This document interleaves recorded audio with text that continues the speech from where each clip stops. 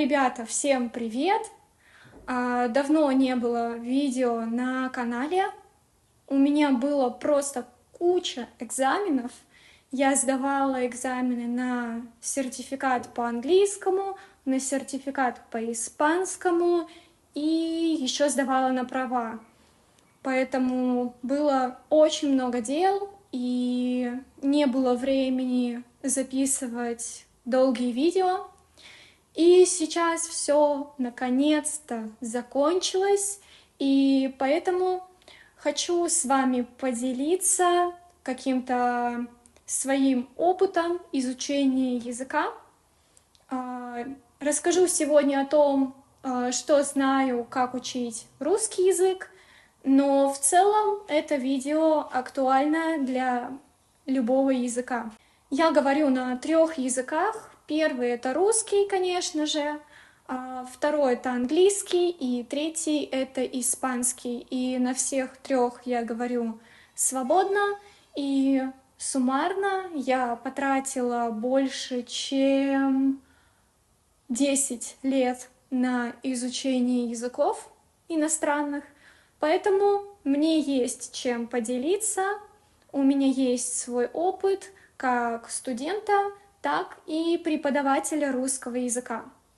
Поэтому сегодня расскажу о том, какие выводы я сделала и какие советы я могу дать. Погнали! И первое, что хотелось бы сказать, это то, что не надо учить тот язык, который вам не нравится. Это не работает. Окей, ладно, это может работать, но вы не будете получать большого удовольствия, и прогресс будет идти значительно медленнее. Но если вышло так, что вам приходится язык этот все-таки выучить, то готовьтесь к тому, что процесс будет не сильно-то и легким. У меня было так с английским языком. Я не люблю английский, я просто его ненавижу. Я учу его с школы, с 9 лет. И до сих пор не то, чтобы у меня уровень C2, у меня нет мотивации никакой его учить, но это нужно делать. Поэтому я делаю. И напротив, мне нравится учить испанский язык, и я учу испанский всего 2 года, и сейчас говорю на том же примерно уровне, что и на английском. Для сравнения, я учила английский с 9 лет. Ладно, прям так серьезно я учила английский с 20 лет, то есть почти 7 лет уже прошло. Ну, как бы вы понимаете, да? Поэтому, пожалуйста, крепитесь, если вы учите язык, который вам не нравится. Это будет тяжело. И следующее — это грамматика. Грамматика — это полный отстой. Я знаю, что большинство людей не любят изучать грамматику, в том числе и я, но все-таки грамматика нужна. И если вы плохо владеете грамматикой, то вас буквально тяжело понимать. Особенно на русском языке, где очень много склонений, и окончания слов постоянно меняются, очень много приставок, которые значат противоположные значения, поэтому грамматику точно стоит учить. Но что я здесь хотела сказать, ведь все говорят, что надо учить грамматику, это есть в каждом ролике. Здесь я хотела сказать, что недостаточно просто открыть вот учебник. У меня, например, есть учебник по английскому. Короче, вот какой-то разворот с грамматикой, здесь есть какие-то упражнения. Недостаточно просто прочитать правила, сделать эти упражнения в этот же день и думать, что все само пойдет. Вот нифига не пойдет, вот вообще нифига не пойдет. Возможно, что-то пойдет, но большинство нет. Нужно не просто прочитать правила, нужно глубоко понять, почему это так работает, понять, как это работает. и очень много практиковать это правило, эту структуру, и регулярно повторять. И кажется, это очевидно, но, например, для меня, мне казалось, что мне достаточно прочитать правила, сделать упражнение, и это все. Причем сделать упражнение, где нужно подставить просто слова, и как бы все на этом. Я выучила. Как оказалось, для меня это вообще не работает, и когда мне нужно что-то написать, я понимаю, что я не знаю, как работает это правило. Поэтому недостаточно просто поподставлять слова, повыбирать АБЦ и все. Нет, этого недостаточно. Нужно писать самому, проверять самого себя, или чтобы преподаватель вас проверял. И также регулярно повторять эти правила. Здесь у меня есть хороший пример. Это времена в английском языке. Я повторяла и изучала их уже более 5 раз. И, если честно, я до сих пор немного путаюсь. Их реально очень много, и это реально тяжело, потому что в моем родном языке для меня есть 3 времени, окей. Иностранцы в русском достают откуда-то еще какие-то времена, но для меня их всего 3. В английском их 16, 12, я забыла. Следующее приложение. Все наши любимые приложения по изучению каких-то языков. Duolingo, какой-то там еще Bassel есть. Это все не работает. Окей, ладно, это может работать, но как дополнение к вашему основному какому-то занятию языком, вашим лекциям, вашей практике, но не стоит полагаться на то, что если вы 5 минут позанимались в Duolingo, вы выучите язык. Это вообще не так. Мне очень жаль, но это правда не так. У меня есть много знакомых, которые по 600, по 300 дней занимаются в Duolingo, и они не видят больших результатов, и, если честно, я тоже. Много предложений, которые составлены в Duolingo, вроде типа «лошадь находится в школе», типа чё? Они вообще никак не используются в настоящей речи, и лучше изучать язык другим способом, а приложение использовать как дополнительную языковую рутину. И следующий пункт — это то, что язык лучше учить равномерно. Как мы все знаем, язык состоит из чтения, аудирования, письма и что еще? И говорения. Из 4 аспектов. Кто-то может назвать больше. И если вы занимаетесь только аудированием и говорением, вы не можете полностью овладеть языком. И нужно распределять свои силы и на другие части языка тоже. Особенно, если вы учите язык для сдачи на сертификат, для поступления на работу, в университет. В общем, если вы учите его не просто для себя, а у вас есть какая-то конечная цель, где проверяется уровень языка, то, к сожалению, этого недостаточно.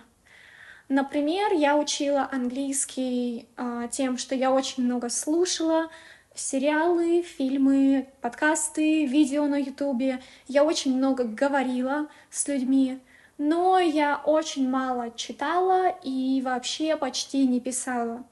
Меня это привело к тому, что сейчас я очень плохо пишу тексты. Мне нужна большая дополнительная практика, чтобы писать тексты на моем уровне. И, окей, я пишу уже более-менее, но я до сих пор делаю ошибки в написании каких-то слов, которые пишутся не так, как слышится. Типа experience и honestly, beautiful, такие слова, я пишу их неправильно. И из-за этого мои баллы при сдаче экзамена очень сильно пострадали. И из этого вытекает следующий пункт. Это о том, что просто слушать что-то недостаточно. Это реально то, что я открыла для себя недавно, и это мое самое большое разочарование, потому что я действительно очень много всего слушала фоном, и это не работает. Нужно слушать не просто фоном, нужно слушать детально, перечитывать транскрипцию, разбирать незнакомые слова, переслушивать одно и то же несколько раз. Это достаточно скучная работа, оказывается. Конечно, я не говорю, что нужно делать это каждый раз, но не нужно слушать постоянно что-то фоном и думать, что это поможет. Это может помочь, но лучше работать над этим. И что получилось у меня, то что я слушала очень много фоном, как английский, так и испанский. И опять же я решаю экзамен. В экзамене 2 задачи. Одна на общее понимание того, что вам говорят, и второе на детализированное, на понимание с деталями. И во второй задаче у меня есть сильно больше проблем, потому что я не привыкла вслушиваться в детали. И я послушала, мне общий смысл понятен. Нормально. Так вот, это, к сожалению, не работает. И когда я начала слушать более детализированно, я слушала каждый день одно аудио на 2-3 минуты по 3 раза и читала транскрипцию, отвечала на вопросы после аудио. Короче, проделывала работу. Мое аудирование улучшилось сильно, очень сильно, просто небо и земля. Поэтому не пренебрегайте этим. И следующее — это языковая рутина. Кажется, это тоже очевидно, но когда пробуешь это сам, ты понимаешь, что оно работает именно так. Нужно окружить себя языковой рутиной, то, чем вы занимаетесь несколько раз в неделю, а лучше каждый день, чтобы для вас это было просто и понятно, и регулярно, главное.